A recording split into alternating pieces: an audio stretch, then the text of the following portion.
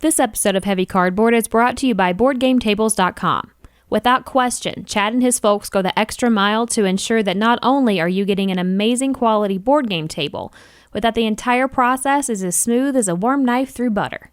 So if you're interested, considering, or in the market for a new centerpiece for your game room, head on over to BoardGameTables.com and customize your dream table. Oh, and mention Heavy Cardboard when you do.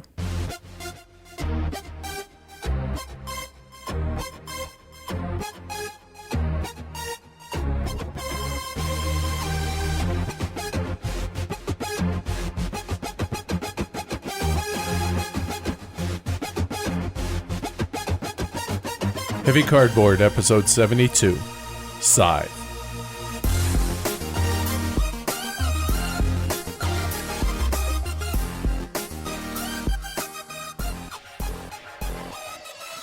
Coming to you from the new And improved HCHQ in Denver, Colorado. Welcome to Heavy Cardboard, where we talk medium and heavy strategy board games, war games, 18xx, and other related topics in the board gaming hobby. We're your hosts. I'm Edward. And I'm Amanda. So, we got a whole bunch more kit now. Yes. Well, more than we had last episode even. Even more stuff. This time, though, it's all on the video side because, let's face it, there's really not much more we can do for the podcast right now. Don't get me wrong. It's a good problem to have. Yeah. But, yeah, it's all video stuff. So we bought the parts to build the new live streaming desktop, so we stop having the, technical snafus that we've had both times so far that we've, gone through with the show. Yeah, but everybody seems to like it because they keep saying that they want to throw dollar bills through the screen at you. Because I have to stand up on the table to turn off all the Exactly. cameras. Yeah. Let's not have to do that anymore starting, I don't know, now. Like yesterday.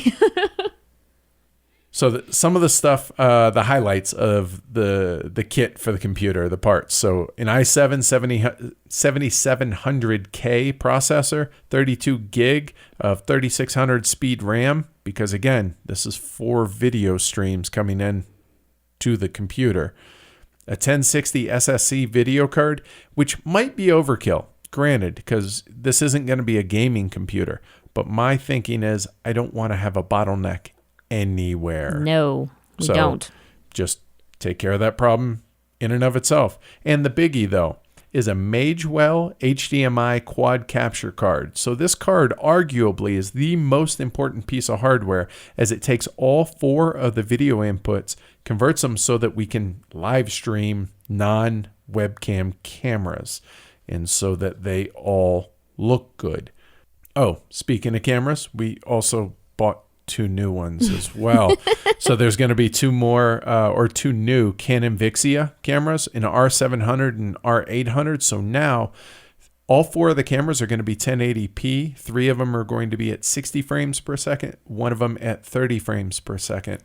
You probably won't even notice the 30 frame one, but... Well, and the Vixia is what we have now as your player tableau camera, right? And that's going to stay as Right. that. And then the 2 webcams that we were using that were on you, me, and the other players, those are actually going to go away because those were just really nice Logitech webcams because, frankly, we didn't have enough HDMI inputs, and the converters are what we're having the problem with. And so that's what this Magewell capture card does, is it's 4 HDMI streams coming into it, and no problems. For everything we've read about this, it's all that in a bag of chips. Which so exciting. It better for the cost. Oh, my Lord. But anyway, bottom line is when you next see a live stream from us, it should be amazing. Yes, and speaking of live streams. Yes. What do we have coming up, sir? On heavycardboard.com/live, may I say? You tell them. Okay.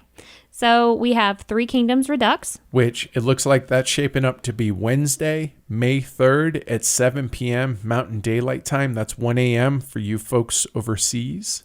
And by overseas, I mean UTC time. Always it'll be Mountain Daylight Time And UTC UTC time.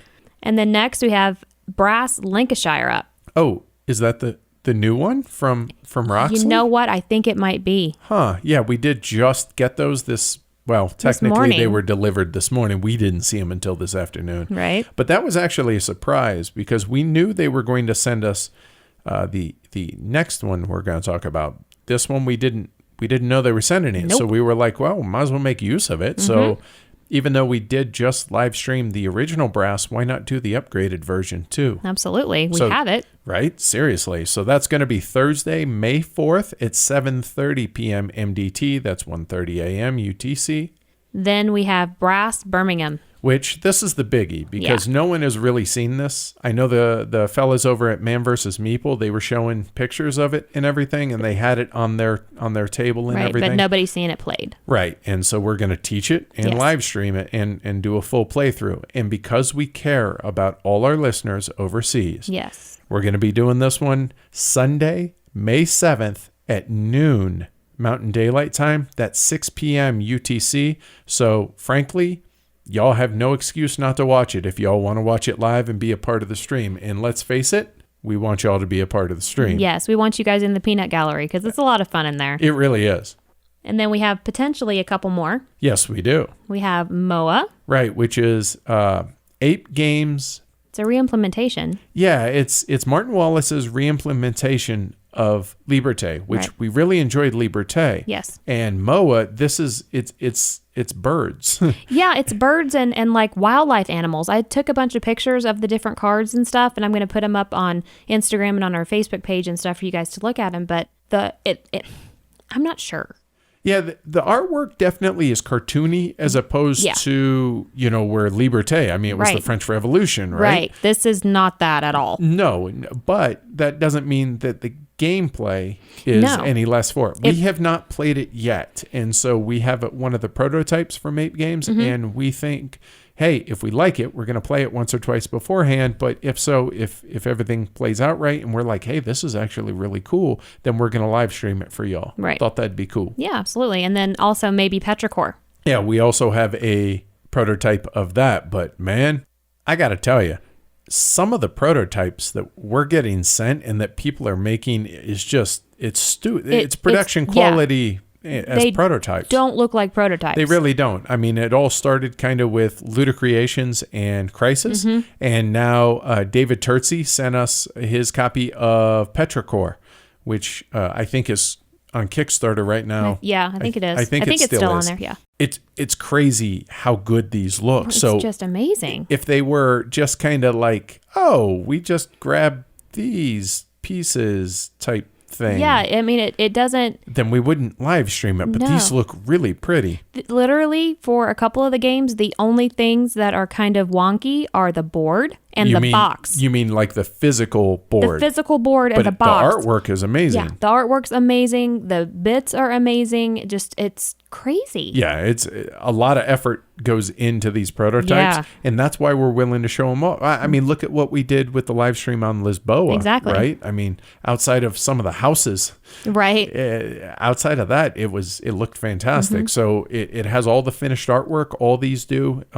Just really excited. So So to recap real quick, so we're looking at, we have Three Kingdoms Redux on next Wednesday. Well, obviously, because I guess this will be out on Friday. Yeah.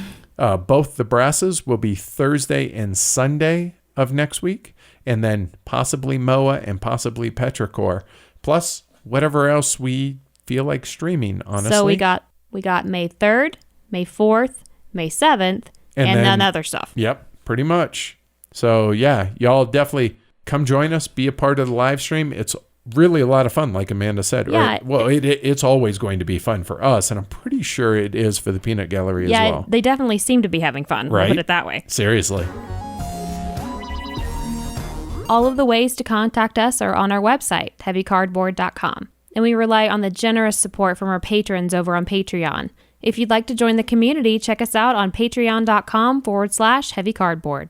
So as you all know, we announced the finalist. Well, you should know that we announced the finalists for the 2016 Golden Elephant Award last week in episode 71. And it just so happens that our friends over at Game Surplus have 4 of the finalists in stock right now. They really do live up to their tagline of bringing the world of board games to you. So head over to gamesurplus.com and not only take home an incredible game or two or three or, all four, but let them show you what they're best known for, which is unmatched customer service in the industry.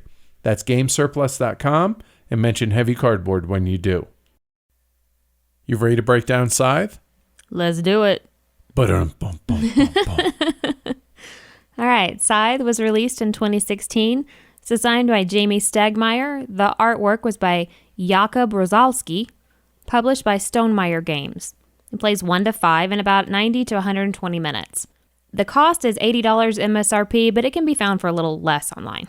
All right, you want to give folks a brief overview of what's going on inside? Taking place in an alternate history universe in 1920s Europa, Scythe is set in a time of farming and war, broken hearts and rusted gears, innovation and valor.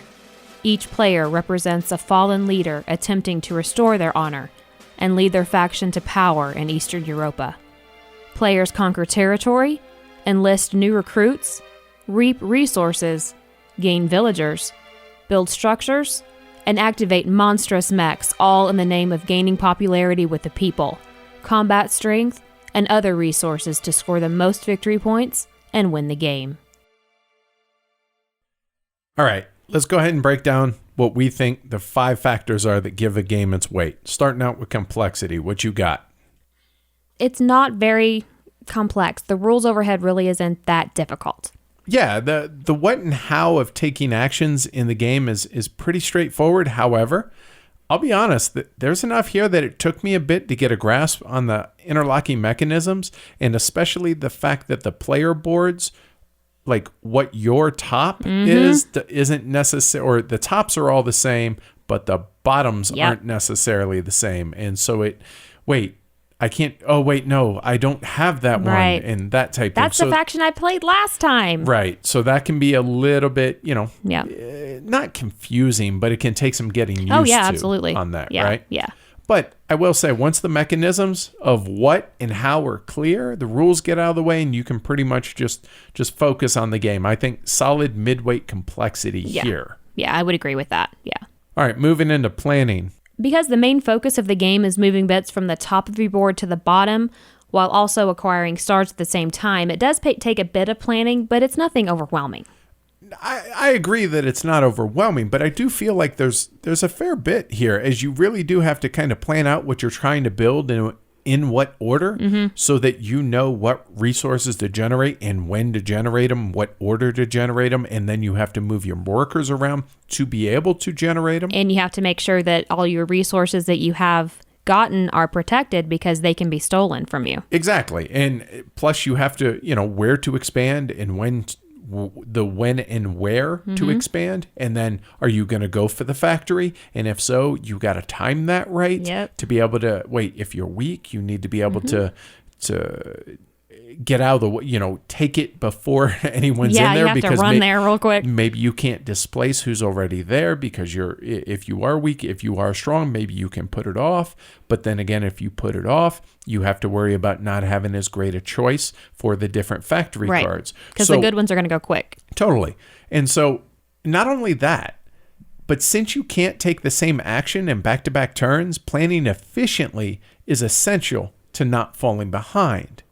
And early on, since there's no interaction between the players possible, because nobody has the river walk ability and everyone's kind of confined into their main area unless they build mines early, but you have to get stuff to do. Yeah. Right, exactly. It really is a matter of maximizing that efficiency, or else you're going to fall behind, which may impact your overall strategy later, to be able to interrupt others' plans to allow you to catch back up. So I do think the meat of the game all comes into the planning aspect of the game, as well as maximizing your efficiency and trying to stay a step ahead of those that weren't as efficient throughout the game. Right, and you also have to take into consideration that 2 of the factions can do the exact things that you say don't start the game with. One can do Riverwalk, and one can do they can take the exact same thing twice in a row. So because of that asymmetric start, you also have to take that into consideration with your planning as well. Totally. And I was making a generality. I know. But you bring up a totally fair point, that if you're not thinking about, oh, wait, they do, and they're over here to my right or to my left, do I have to then change what my original plan was going to be? So again, it all comes back to that. The meat of the game right there is in the planning. Right. So moving on to luck and random factors. Pre-game, you're drawing the goal cards, and it can give you a potential direction. You have 2 goal cards, and you have to choose one of them. So at least they can give you a little bit of direction. Right. But again, that's pre-game randomness, right? Then the random encounters, but you actually have to actively go after them. Yeah. And all of them give 3 options that give you some amount of choice. Right. A really nice one, okay one, and a mean one. And by mean, you mean sadistic. Yes, and, but really funny. And I agree. Yeah. From what I heard, that it was Jamie himself that came up with those. And dude, devious. Yes. When we play, we have to make sure that everybody reads the entire, all of them. Everybody shows off the artwork and all that. Yep. Right. So you got the random encounters, and then you have the random draw of the combat cards and their value. But I feel like that's really almost trivial. Yeah. The value of those cards, because usually folks are going to have enough of them to where it becomes a cow's opinion. Right. So I don't feel like the randomness in the game is too much of a factor here, either adding or subtracting to the weight of the game. But what do you think? Yeah, the card draws is really the only thing, obviously, because that's the 3 things that you mentioned. I just lumped them all up together.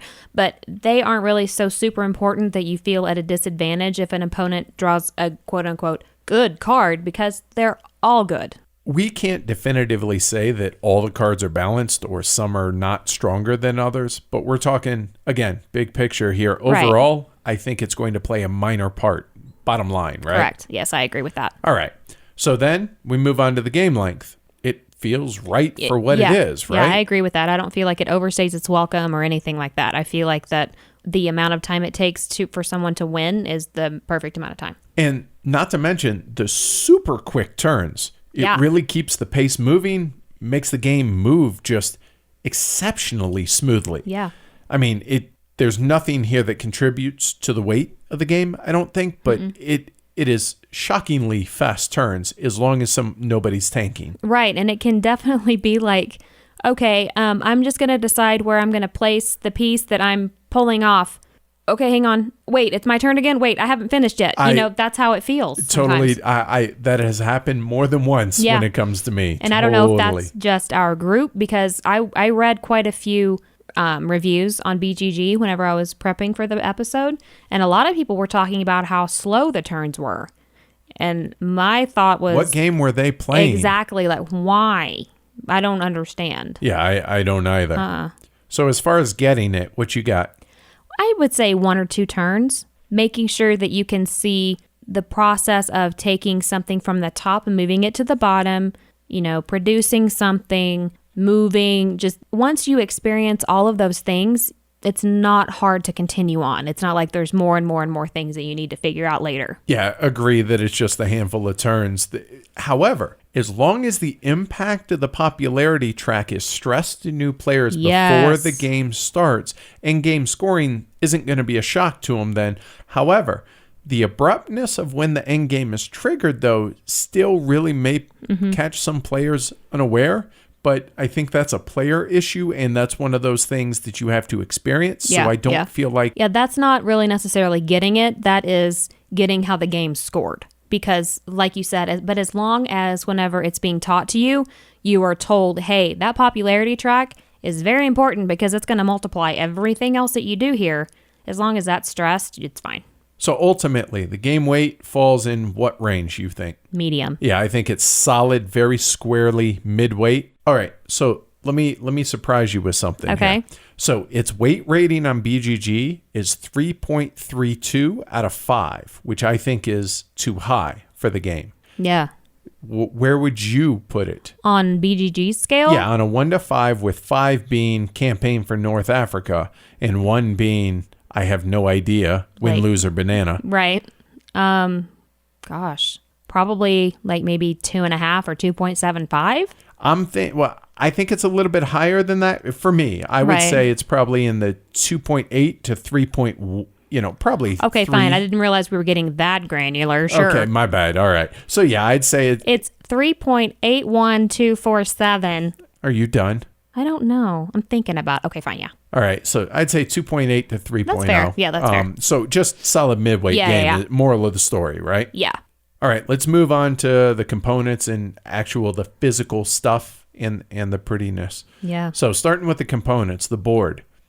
I feel like the hexes can get filled with stuff pretty easily, especially when you're mid-late game and you're producing just a ton of stuff. And whenever you have your main person in the middle of the hex as well. Right, because the minis are pretty big in relation to the size of the hexes. However, there is the expansion board that helps, but that costs extra money. I will say I felt like it was worth it. You flip the board over and the hexes are like double size, right? I think so. They're monstrous, in a good way monstrous. They're just massive. However, you do have to order, and I want to say it's $10-15 somewhere in that range, thereabouts.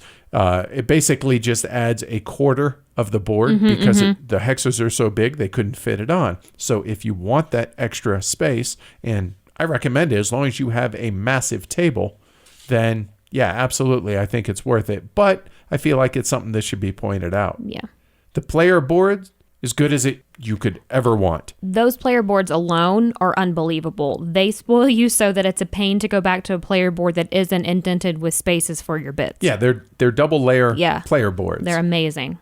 I would love this for, to become the standard, but you're about to hear why that's unlikely to happen, because I asked Jamie about the amazing player boards that are in this game prior to the review, and here's what he said about them. Quote, "From what I've seen, dual layer player mats cost about 3 to 4 times more than regular player mats. Part of it is the additional material cost.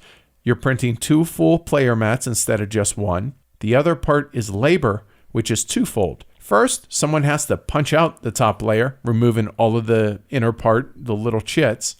Second, someone has to glue the top layer to the bottom layer.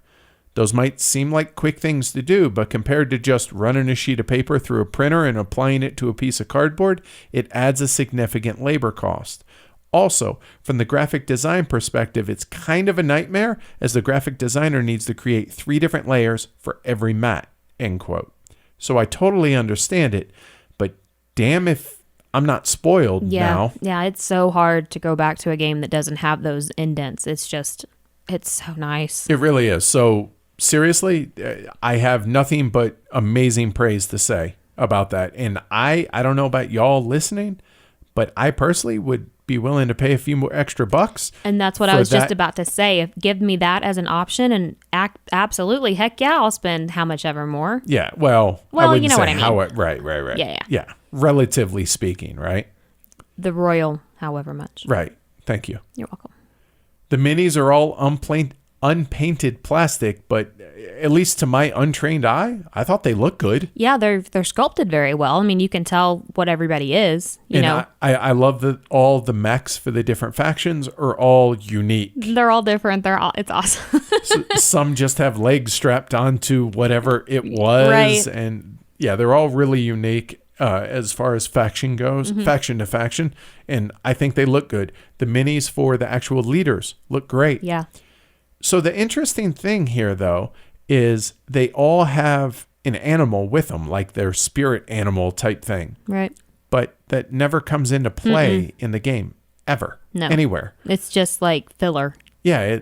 This is cool. They have a bear. It's a big bear, but the bear does not. It's just, this is your leader. What is the point of the bear? Right, exactly. Now, normally I wouldn't really care about minis, and I don't think it's a stretch to say the same for you. Correct. But since there is a clear distinction between what the workers or the wooden pieces and the leaders and mechs, which are all plastic, the distinction between the materials helps keep clear movement rules and what affects what and what they can do respectively. Absolutely. Yeah. So I've noticed that actually is a great way to show new players or to teach new players, hey, plastic, this is the rules for that. Wood, this is the rules for that. And I assume that was an intentional thing, but regardless, I'm glad it's there because it really makes that easy to stick in your head. It definitely does, yeah. The resources are great wooden bits. They're all custom kind of different resources. Yeah, it's not just, a cube is X. Right. Which that would have been fine, Oh, yeah. but it definitely went the extra mile. It wouldn't go with the rest of the game if the resources didn't match the quality of the rest of everything else. That's a fair point. The cards are high quality linen. Mm-hmm. The board is too, right? I believe so. I think so. Even the box is thick and super sturdy. I think it would stop a 22 slug. Don't quote me on that. It's hyperbole, but you get the idea. He is a Marine. Moving on to the box size. Pretty good size box. It's just under 14 and a half inches by just under 12 inches by just under 4 inches. So it's not a coffin, right? No, it's not. It's somewhere in between Agricola size and a coffin. Yeah, yeah. So that's 36 and a half by 30 by 10 centimeters for you folks. Well, everyone that isn't us. And I think it's us and like some other Myanmar or Myanmar or something. Yeah, something like that. Correct us on that, guys. Anyway, please. moving on. I call it space points. You guys call it centimeters. All right. All right. So graphic design, not artwork, but graphic design. Yes. Very well done. It's spot on. It's very easy to determine the different icons, what everything means. You don't have to continue to look at a player aid. And it's consistent Yes. throughout the entire game. However, there is language independence on these. Mm-hmm. And so when it comes to the actions, there's a little bit of learning that's required to, okay, what does this mean again? Oh, right. Mm-hmm. Some of it is totally obvious. Like, oh, you get hearts. That's popularity. Right. Or you get the bugs, we Yes. call them for power. Right. And so once and they're clearly marked on the board as well as on the player boards. Everything matches. Right. So even if you don't know what it is, you can just look for the pretty picture. Oh, it's that. Exactly. Okay, that's pretty obvious, right? Right. On to the artwork. The art is stunning. There really is. There's no other word for it, in my opinion. I would say that this wins for best artwork in a published game to date as far as the cards and the box go. Yeah. The end. Game over. Give Jakob the award. Yes, it's amazing. So, and is it Jakob? I'm going to assume by the way it's spelled. Yes. Okay. So Jacob Rosalski, he's made an incredible world, brought it to life amazingly well, making the time period in this alternate history. It feels like it could be historic in this world. It's just stunning. I think you called that totally right there. Yeah, and they're making a video game in this world, right? Which, yes, sign me up. Yes, please. Right. However, I'm not as keen on the board artwork as it's a little bit muddied and it's just busier. Now, it's clear what hex is what, but the amazing artwork in the rest of the game isn't quite brought through to the board. Okay. Even if there is Thor on the board. That is pretty awesome. There are There's little little Easter eggs throughout there. So I appreciate that. Overall, amazing presentation and just wow on that. Truly wow. Yes. And rulebook clarity and quality. How's that? I think overall it's well done. You can definitely tell that a lot of time went into the readability and the usability of the rulebook. I'm not quite sure why, but there are, when I last looked, 449 rules threads on BGG. Why? I don't know. It's got to be on the players more so than the game, because I don't know that we may have had a couple of edge case questions or a couple of little clarifications here or there. I think in the live stream there was maybe like 2 or 3 things that the Peanut Gallery questioned, and we were like, oh, right, yeah, we did that wrong. Sorry. But I don't understand. Yeah, I think that's excessive. Now, a lot of that is talking about the Automa, which is the solo game. Oh, okay. But I didn't go page by page to look at all these. So bottom line, I think it was a pretty solid rule book. I thought it was fine. I don't think it was exceptional, but it certainly wasn't 449 threads bad. No. Anywhere near that. Now, normally I'd go into the setup, tear down, teaching, and learning, but I'll be honest, with the live stream of it, go check that out. Yep. Speaking of the setup and teardown of the game, the generous folks over at The Broken Token are offering up one of their custom inserts for Scythe for us to give away to one lucky listener. It features 13 removable token trays, supports sleeve cards, yay, and accommodates all current expansions. To enter, go to heavycardboard.com/TBT contest and follow the instructions there. We're going to cut off entries at 12:01 a.m. UTC time on May 8th and announce the winner a couple days later in episode 74. Have fun and good luck. Hi folks, this is Martin Wallace. You're listening to Heavy Cardboard. All right, Amanda. What makes the game enjoyable? If I'm being 1,000% honest. Or just 100, because that's all you can be. I suppose. The artwork. First and foremost? Yeah. The artwork is so amazing that even if I didn't like the game even just a little bit, I would want to play it just to see the next card or the next piece, just the next piece of art that would be shoved in my face. I can't argue with that. I mean, it is amazing artwork, but okay, fair enough. I won't argue with you. So it's got, as I mentioned earlier, shockingly quick turns. Yeah. And kind of like what you were talking about, like, okay, I'm just going to figure out which to upgrade. Right. Wait, what do you mean it's my turn again? How does that happen? So for me, yeah, that shockingly quick turns, and it keeps you fully engaged in the game the entire time you're playing it, unless somebody is APing, which rarely happens. Now, there's a little bit of thought that goes into it, and it might not go that fast every time, but more often than not, it does. Yeah, absolutely. I would agree with that. And I also like that each faction's player board is sectioned out different, like we talked about earlier. They also have different mech abilities.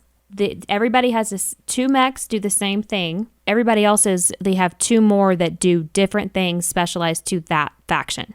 And depending on what faction you're playing, assuming you're not playing the same one every time, right, you get to try different, asymmetrical abilities of that. Totally agree. I think there's a fair amount of meaningful decisions in the game. Absolutely.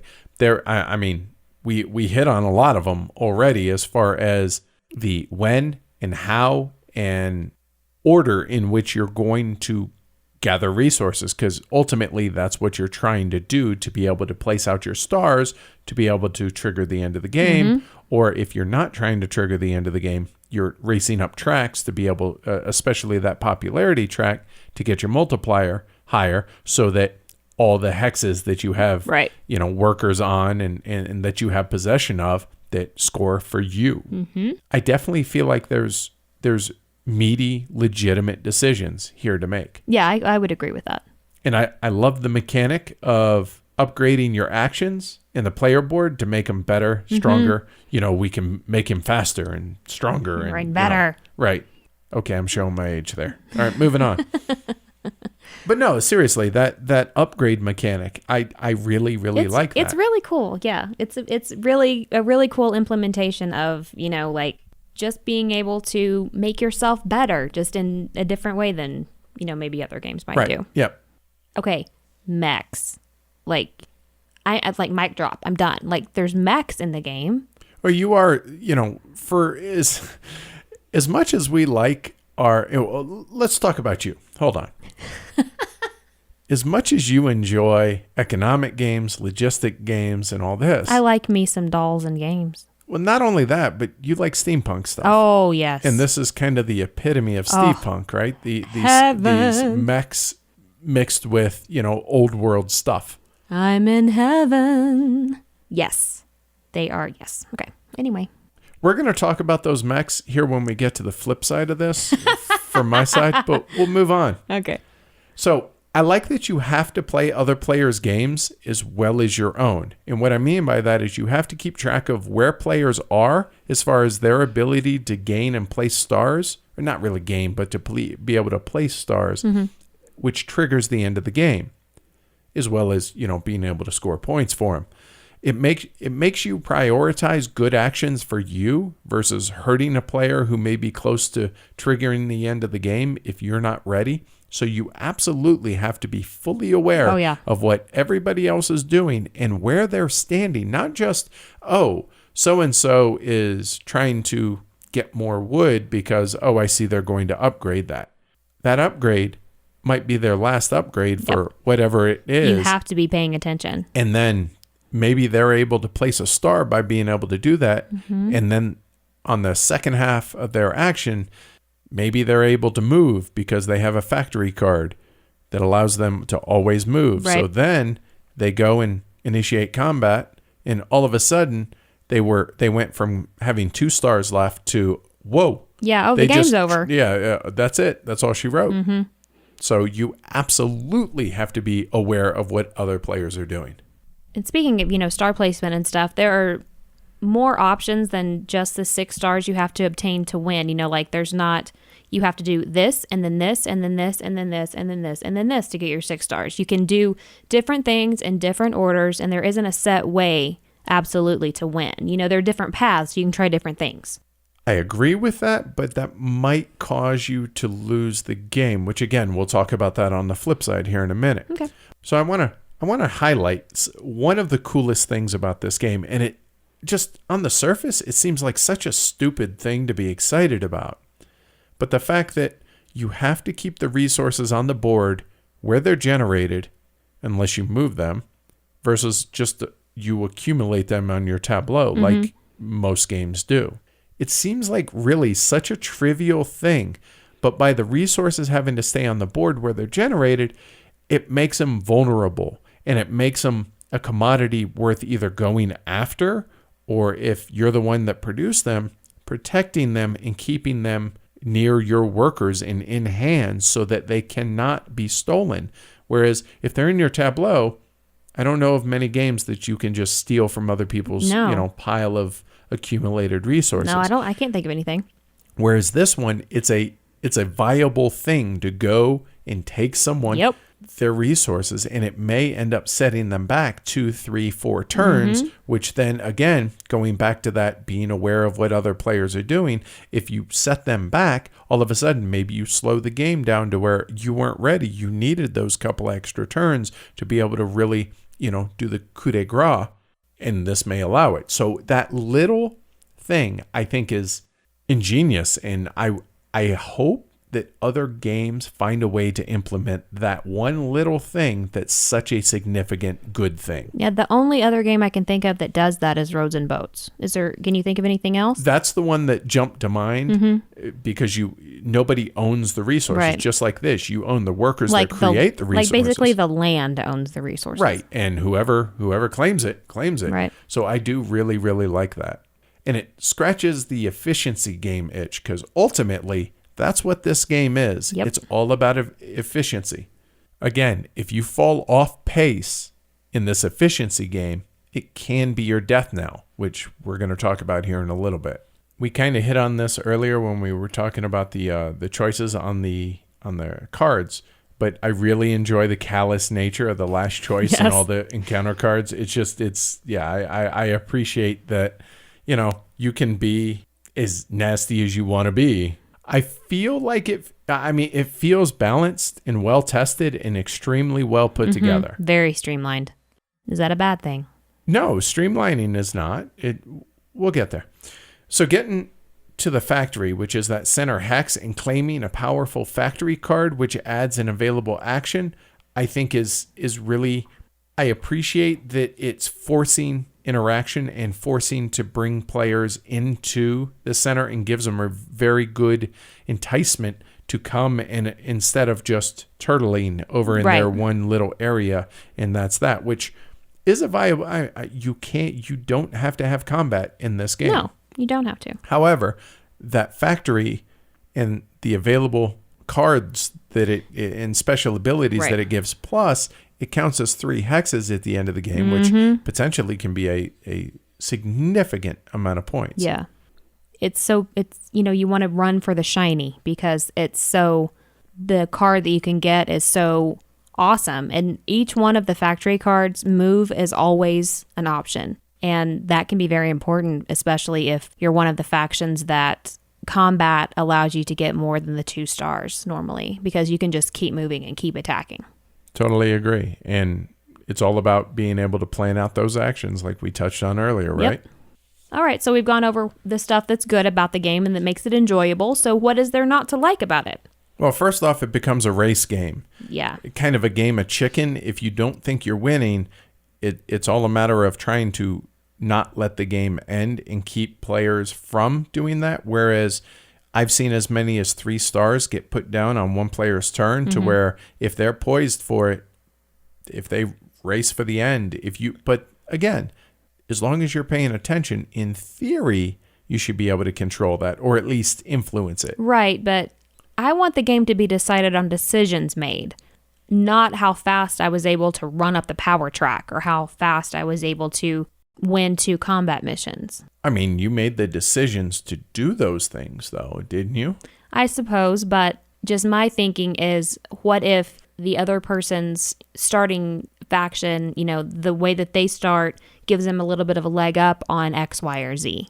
Yeah, fair point. I like that there's an asymmetric start and that not all the player boards are identical, but that does add to the fact of the randomness and the luck factor, pregame, that we are not always a fan of, over here at Heavy Cardboard. Sure. What about player action? Or player interaction, I should say. I feel like it's multiplayer solitaire. I mean, there's just the slightest interaction with combat, but it's multiplayer solitaire. It's definitely very little interaction, and this goes back to what I wanted to talk about when you were gushing over the mechs. Right. They are cool looking, but I feel like, we're going to include mechs. Well, if we include these, then we have to include combat. Well, the problem here is that the combat's oversimplified. It's more or less the threat of combat is much more prevalent than the combat itself until late game, to where players just use combat to be able to place their stars and boom, get that done. Unless you're the one faction that, you can place multiple stars, then you can be more of a kind of warmonger. Right. The combat isn't very combat-y. No, it's just, it becomes trivial who's going to win. Oh, you're higher on the combat track? Exactly. The power track. Usually players are going to have enough of the cards to where they both play a max card if you want. And okay, you sacrifice your power, you drop down the track, but it's a super easy way to place a star. Right. There's very little consequence for losing a battle. You don't lose anybody, that you just kind of go back to your starting area, and that's it. There's just there's no. It's combat with kid gloves, and that's it. It feels like it's a kindler, gentler, and that's not at all what I feel like. There should be some sort of consequence here, and it's if there's no consequence, then what's the point of it being in the game? Right, and I can understand, if you are 1 hex away from the factory and you've worked really hard to get there, and you lose a battle and you have to go all the way back to your start. Sure, that's a consequence, but more of a consequence would be that you lost all of the workers that you took with you. You go down all the way to the end of the power track, or something else. Speaking of which, if you're the attacker, right, and you go onto a location that has workers, you do lose popularity because those workers get punted back. But is that enough of a punishment? And I just don't see a big downside. I don't either. I feel like it's, if you are on the, on the teetering edge of almost being at like level 3 in popularity, you're not going to want to go in, rush into a hex to lose that to where you have to go back even farther. And it gives the other player a star. Right. Yes, exactly. It can be hard if you have a faction that you aren't comfortable with how it must be played. Like what we've been talking about, that one of the factions could be very combat focused, and it's Saxony. And the reason why they're so combat focused is because you aren't limited on the number of stars you can earn from combat or, objectives. Normally it's 2. Right. But if you're more of a passive player, that ability's lost on you. I mean, in our live stream, Matt with Saxony, Matt is not a warmonger. He's a lover, not a fighter. Exactly. And so it made it difficult for him to play the game properly the way that a Saxony player should be playing it.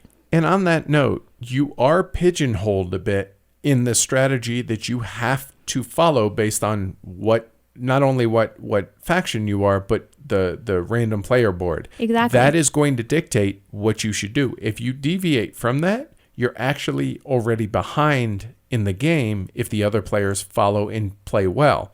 And so I feel like there's just not a lot of emergent gameplay from that because of the fact that you have to follow this path. So when you were talking about, you can try this or you can try that, I would argue that no, you can't. If you do, you're screwed. You're not going to win. That's a valid point, and I most likely misspoke there. Okay. But what I was thinking when I was prepping was you can try different factions. That's fair. But every faction, well, I shouldn't say every faction, every player board that those are the randomly assigned to the different factions. You absolutely have to follow what that board, I say absolutely like I'm an expert at this Right. game. That is not the case. We've played the game 6-7 times.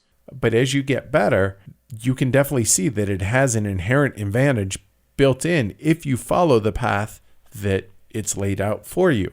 So in theory, if the other players are following that leg up, given what their boards are saying they should do, then you're handicapping yourself if you do not. So there's not a whole lot of me thinking to myself, oh, I really want to try this strategy. Well, I can only try that really if I have that board that accommodates that. And so I feel like there's just not a ton of replayability in that respect because there's just no emergent gameplay. Right. Here's your path. Before the game starts, this is what you should do. Now go. Yeah, run. Now go and try and be efficient in doing that. Yeah, so I feel like once you've played each faction, kind of done. Or even if you wanted to explore it a couple times. But again, I mean, if you're getting 8 to 10 plays out of a It's game, still pretty good. Is that enough? That's up to everybody to make their own decision. Right. But I'm just saying there's just, it's capped at that point. So we talked about Riverwalk earlier. That river crossing impediment early in the game, at least for all but one faction. Right. It feels like it's an artificial block put in place to keep players from being able to rush one another. For those warmongers out there that want to go and attack, you can't. Yeah, that's true. Why? Right. It's just there because, oh, hey, and I'm not saying this is the reason for it, but I could see players thinking, why can't I? One of the factions, that's one of their special abilities. So is that why it's there, to make a special ability? Right. You know what I mean? It feels like an artificial block that again, kid gloves. Yeah.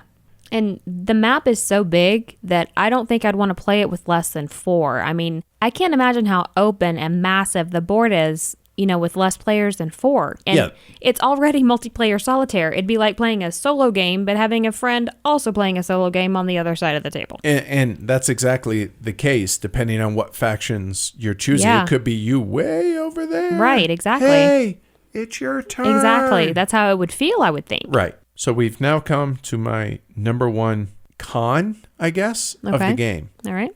You asked me earlier, is streamlining a bad thing? And I said not necessarily. However, I feel like all the rough edges have been completely trimmed off and that it's too streamlined and too balanced. It feels like it loses a piece of its soul because of it. It's so smooth and so streamlined that there's just you can't use a lot of creativity here. I've never thought, oh, this would be clever. Let me do this. It's just, there isn't that flexibility in the game because it's all those rough edges have been trimmed off. And I really feel like those rough edges, maybe not a ton, but having some, gives a game its character.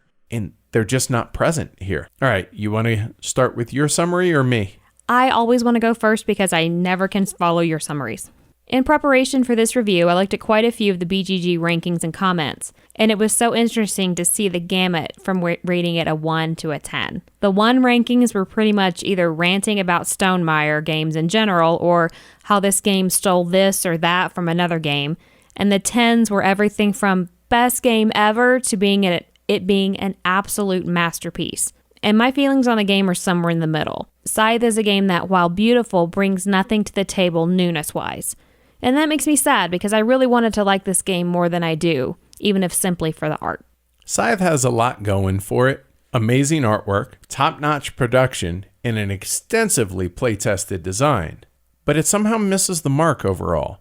It falls into this weird in-between space regardless of which side you're coming from. If you come from the Euro side of things, you have a really well-developed efficiency game that has some cool, enjoyable mechanisms that ultimately just end up being fine. If you come from the Ameritrash side, combat's unfulfilling, it leaves you wanting more substance, but ultimately reverts back to that fine efficiency Euro. I've said a number of times, and I just said it, that there is such a thing as overdeveloping a game where the rough edges get trimmed off so smoothly that the character of the game is lost in the process. It feels like that's the case here. Ultimately, Scythe ends up as a gorgeous game on a pile of games. All right, moving on to the rating. So we rate on a 1 to 6 scale, where 1 is burn it with fire. Damn you if you ever just give that game away. Shame on you. A 2 is it's not the game's fault. It's a me thing. It's just not my cup of tea. A 3 is it has some good stuff, but ultimately falls a little flat. A 4, hey, that's a really good game. Really enjoying that. A 5, that's an amazing game. We're going to own that. A 6, it's a Hall of Famer. Just give it its coat and put it in Canton. That type thing. So for me, Scythe ends up being a 3. It's possible that the expansions address some, maybe even many of the downsides of the game that I have. So we'll have to wait and see. But as the base game, I rated a 3 on a 1 to 6. I rated it as a 3 as well. I had a little bit of difficulty with this. It was either a 3 or a 4. And as we always say, if you're teeter-tottering, then it's going to be the lower because you can't fight for it to be the higher. So I ultimately rate Scythe a 3. So thanks to Jamie for the review copy. We really appreciate it. And that's Scythe. So we're definitely interested in y'all's feedback, both technically as well as the review. We're curious what your thoughts on the game are. Do you like it? Do you not like it? Do you agree? Do you disagree?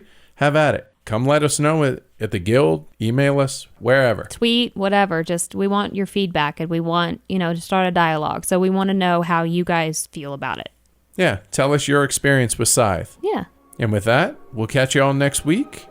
Until then, keep Bye. gaming. Later, y'all.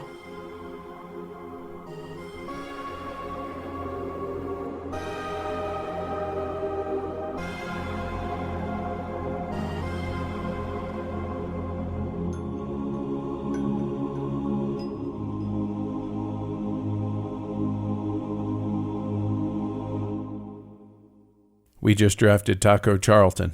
That was one of the guys. Yes. A guy named is and Taco. Not the first Taco ever drafted. The Seahawks drafted Taco Wallace in the 7th round 2003 draft, and he played 4 games, had 0 catches. Taco? Okay. I want some Mexican food now. I know. I'm hungry again. Seriously. Dang it.